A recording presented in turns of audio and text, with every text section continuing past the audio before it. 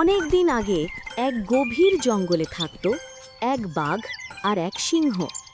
দুজনেই ছিল ভীষণ শক্তিশালী, কিন্তু একদিন তাদের মধ্যে তর্ক শুরু হলো।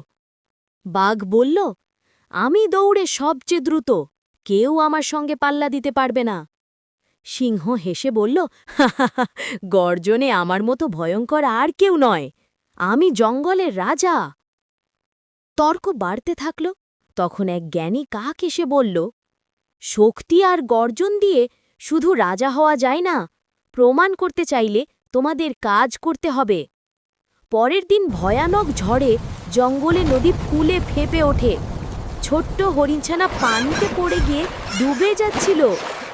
বাঘ লাফ দিয়ে পানিতে ঝাঁপ দিল আর তার গতি দিয়ে হরিণছানাকে টেনে তুলল। কিন্তু পানির স্রোত এত জোরালো ছিল যে বাঘও টলতে লাগল। ঠিক তখন সিংহ তার প্রবল শক্তি দিয়ে বাঘ আর হরিণছানাকে টেনে তীরে তুলল। হরিণছানা বাঁচল, জঙ্গল খুশিতে ভরে উঠল। বাঘ সিংহকে বলল, তোমার শক্তি ছাড়া পারতাম না। সিংহ হেসে উত্তর দিল, তোমার গতি ছাড়া হরিণছানাকে পৌঁছতেই পারতাম না। তখন কাক উড়ে এসে বলল, দেখেছ, একা শক্তি বা গর্জন নয়, একসাথে কাজ করলেই আসল বিজয়।